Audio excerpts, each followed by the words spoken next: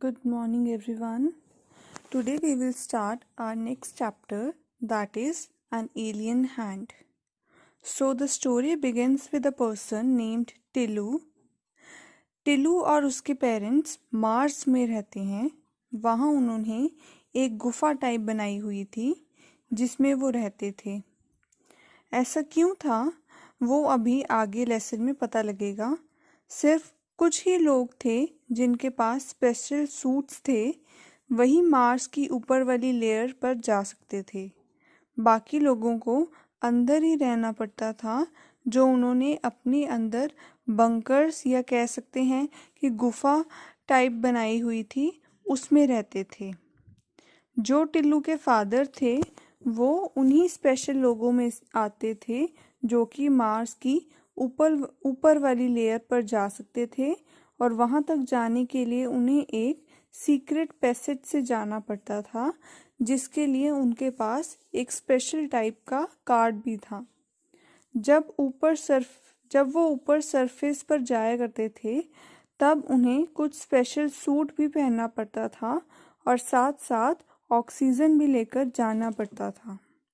जब टिल्लू अपने फादर को यह सब करते देखता था तो वो बहुत ज़्यादा एक्साइटेड हो जाता था और सोच में पड़ जाता था कि आखिर मार्स के ऊपर है क्या।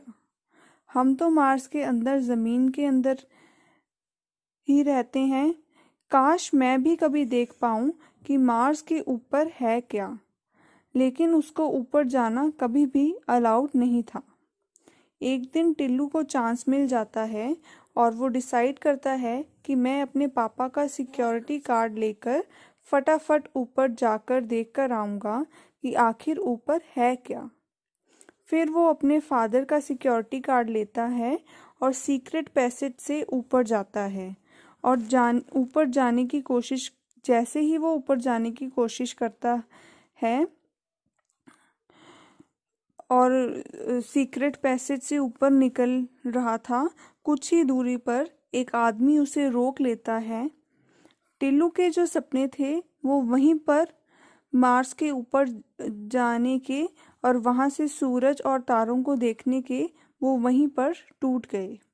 जो वहां का एक स्टाफ मेंबर था जिसने टिल्लू को पकड़ लिया था, वो उसको वापस उसके घर भेज देता है। फाइनली टिल्लू के फादर डिसाइड करते हैं कि अब वो टिल्लू को समझाने वाले हैं और वो टिल्लू को समझाते हैं कि अगर तुम सरफेस के ऊपर जाओगे तो तुम वहाँ सरवाइव नहीं कर पाओगे, तुम्हारी डेथ भी हो सकती है क्योंकि वहाँ पर हीट बहुत ज़्यादा क्योंकि वहाँ पर एयर बहुत ज़्यादा थिन है और टेम्परेचर भी बहुत ज़्यादा कम है, और इसी वजह से मैं तुम्हें बार बार कहता हूँ कि तुम सरफेस के ऊपर जाने की कोशिश मत करो। फिर आगे क्या होता है, टिल्लू के फादर जो हैं वो उसको ये सब कुछ समझाते हैं और कहते हैं कि और वो कभी कभी ये भी बताते हैं कि हमारे जो पूर्वज थे वो सरफेस के ऊपर रहते थे, पर जैसे जैसे टाइम चेंज होता गया बहुत सारी चीज़ें चेंज होती गई। सन में भी कुछ चेंजेस आए और जो प्लैनेट था उसमें भी कुछ चेंजेस आए, जिसकी वजह से उन लोगों का सरफेस पर रहना बहुत मुश्किल हो गया और उन्हें ज़मीन पर रहना पड़ा। जब शुरू शुरू में ये इफ़ेक्ट्स देखने को मिले तो सन के अंदर और प्लैनेट के अंदर चेंजेस के तो ये देखने को मिला कि जितनी भी बर्ड्स थी वहाँ पर वो सब एक्सटिंक्ट हो गए, जितने भी एनिमल्स थे वो भी ख़त्म हो गए और जितनी भी फिशेस थी वो भी ख़त्म हो गई। सिर्फ ह्यूमन बीइंग्स ही सरवाइव कर पाए थे मार्स के ऊपर। ऐसा क्यों था?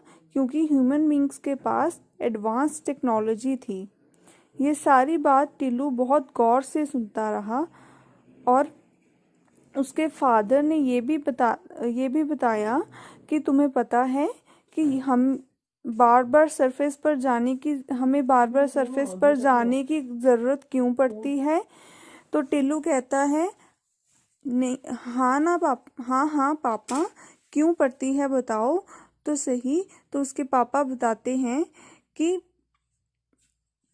हाँ कि वहाँ पर ऊपर हमने एक सोलर पैनल लगाया हुआ है, जो सोलर पैनल एनर्जी प्रोड्यूस करते हैं। टिल्लू के फादर एक स्पेशल ग्रुप के मेंबर थे जिनको उस सोलर पैनल की टेक केयर करनी होती थी, उसका ध्यान रखना होता था। तो वो टिल्लू को ये बोलते हैं कि जब तुम बड़े हो जाओगे, थोड़े समझदार हो जाओगे, तो मैं तुम्हें अपनी टीम ज्वाइन करवा लूँगा। तो टिल्लू की मदर पीछे से बोलती है, हाँ हाँ ठीक है, पर ये तभी ज्वाइन कर पाएगा जब ये हमारी बात मानेगा। अगर ये ऐसे ही अपनी ही चलाता रहा, अपने मन की करता रहा, तो इसका कुछ भी नहीं होने वाला। टिल्लू ये बात बहुत गौर से सुनता है और समझ लेता है।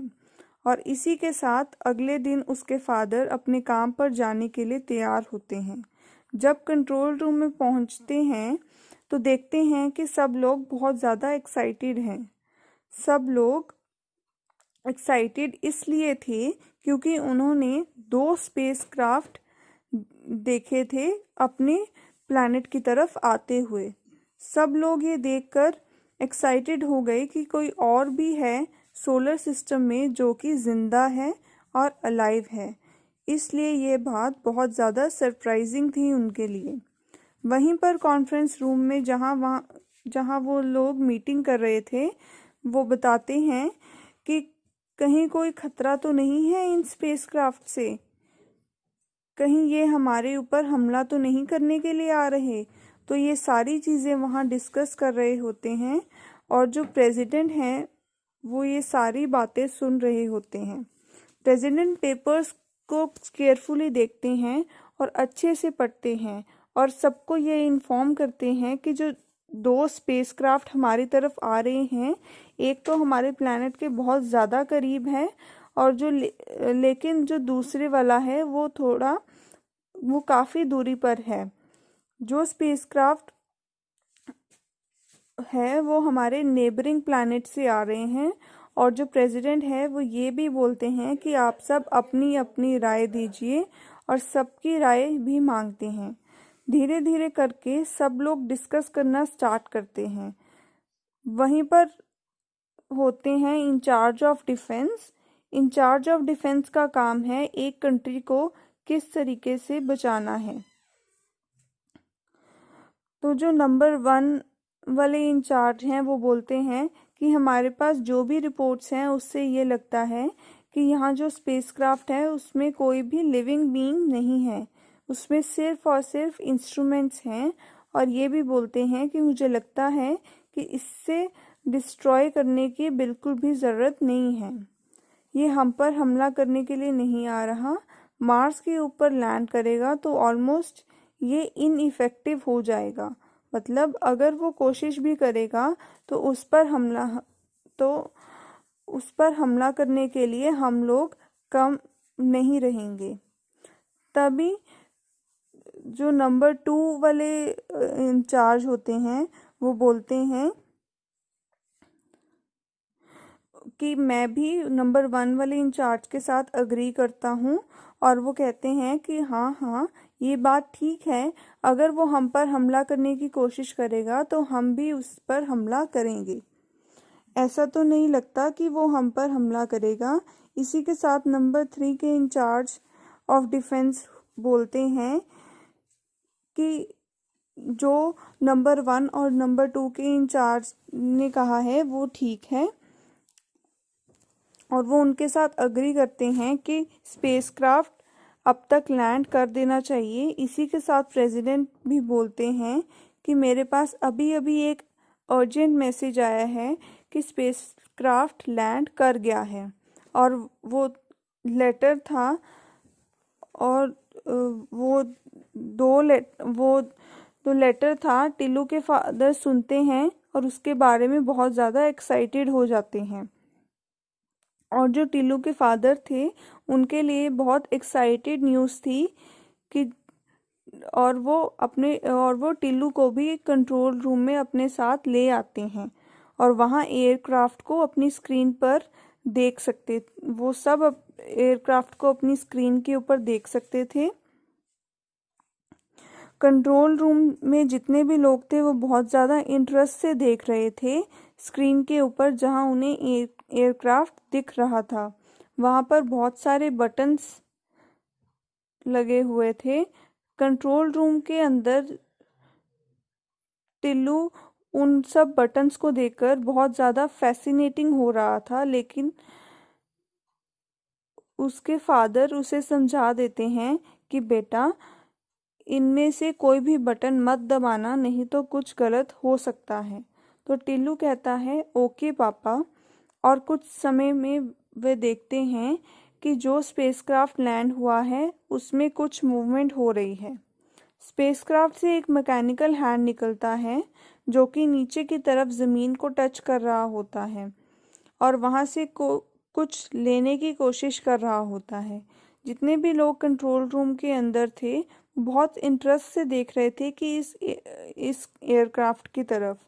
तभी टिल्लू एक रेड कलर के बटन को प्रेस कर देता है और वो रेड कलर का बटन दबाते ही स्पेसक्राफ्ट के ऊपर अटैक हो जाता है।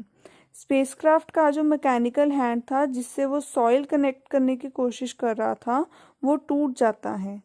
टिल्लू के फादर फटाफट से उसको रिवर्स करने की कोशिश करते हैं और टिल्लू को थोड़ा दूर कर देते हैं, लेकिन अब तक डैमेज हो चुका था। जो हाथ था उस स्पेसक्राफ्ट का वो टूट गया था। ये सारी चीज़ें हो रही थी मार्स के ऊपर वाली लेयर पे, लेकिन अर्थ के ऊपर जहाँ से ये स्पेसक्राफ्ट आया था वो स्पेसक्राफ्ट अर्थ पर लोगों ने भेजा था और अर्थ के ऊपर जो अर्थ में जो नासा है वो लोग इस चीज़ को लेकर एक प्रेस कॉन्फ्रेंस कर रहे थे।